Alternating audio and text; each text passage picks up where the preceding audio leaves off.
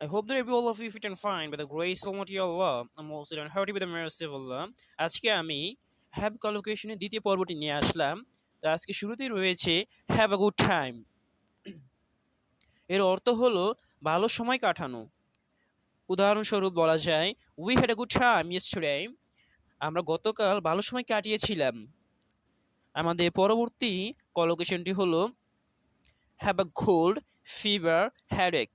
ঠান্ডা জ্বর মাথা ব্যথা হলে আমরা এই কলোকেশন ব্যবহার করতে পারি।